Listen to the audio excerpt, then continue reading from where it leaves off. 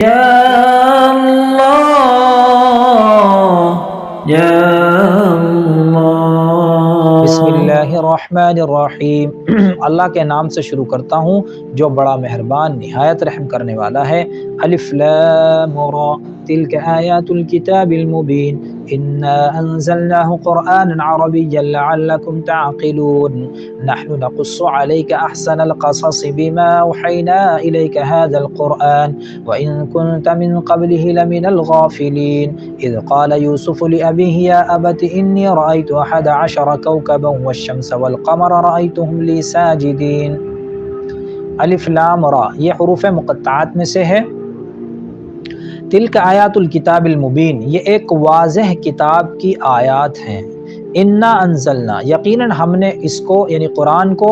اتارا ہے عربین عربی والا یعنی عربی زبان میں ہم نے قرآن کو نازل کیا ہے لعلکم تعقلون تاکہ تم سمجھو۔ کیوں؟ اس لیے کہ عربوں میں قرآن نازل ہوا، عرب تو عربی ہے نا، وہ عربی جانتے، اللہ نے بیان کیا عربی میں قرآن اتارا ہم نے تاکہ تم سمجھو۔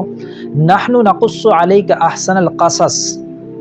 ہم آپ کے سامنے ایک بہترین قصہ بیان کرنے جا رہے ہیں بما اوحینا الیک ھذا القرآن اس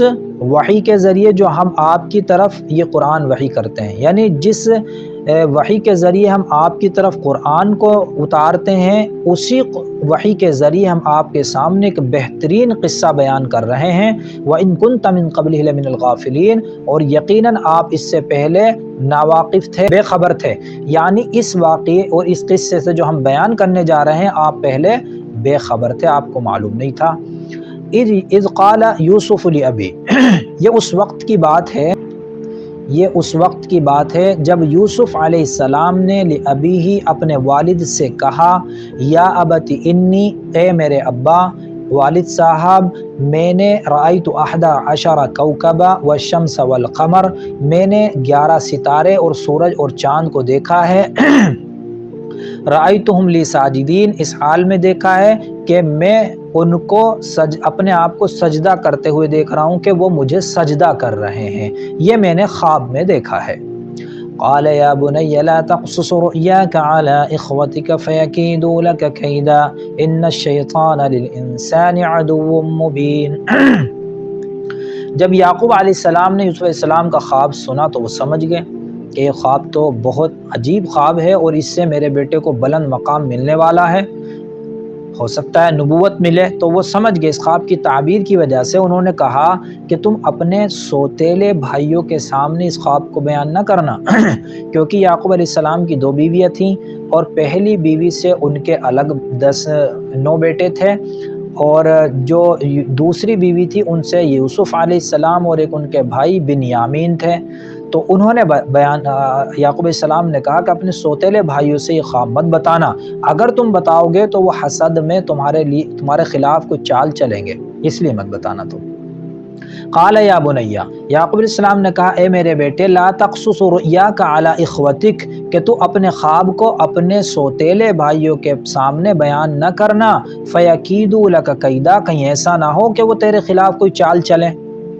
ان الشیطان للانسان عدو مبین یقین شیطان انسان کا کھلا ہوا دشمن ہے، اگر انہیں پتہ چلے گا وہ شیطان ان کے دل کے اندر وسوسے ڈالے گا اور تمہارا دشمن بنا دے گا، حسد کرنے لگیں گے، تمہارے خلاف چال چلیں گے، شیطان ان کو رہنے نہیں دے گا، اس لیے تمہیں خواب نہیں بتانا ہے۔ وَكَذَلِكَ يَجْتَبِيكَ رَبُّكَ وَيُعَلِّمُكَ مِن تَأْوِيلِ الْأَحَادِيثِ وَيُتِمُّ نِعْمَتَهُ عَلَيْكَ وَعَلَى آلِ يَعْقُوبَ كَمَا أَتَمَّهَا عَلَى أَبَوَيْكَ مِن قَبْلُ إِبْرَاهِيمَ وَإِسْحَاقَ إِنَّ رَبَّكَ عَلِيمٌ حَكِيمٌ۔ اور انہوں نے تعبیر دی، یعقوب علیہ السلام نے بتایا ان کو کہ اللہ تعالیٰ تمہیں اپنے مقرب بنائے گا، چنے گا، تمہیں منتخب کرے گا، کس کے لیے؟ نبوت کے لیے، اور تمہیں خواب کی تعبیر کا علم دے گا، یعنی اصل تو اس کا ترجمہ ہے باتوں کا مطلب نکالنا سکھائے گا، جو باتیں ہوتی ہیں ان کا مطلب نکالنا سکھائے گا، اس میں خواب کی تعبیر کا علم بھی شامل ہے، جیسا کہ آگے بھی خواب کی تعبیر وہ بتاتے تھے، تو یہ بیان کیا۔ اور جس طرح سے اللہ تعالیٰ نے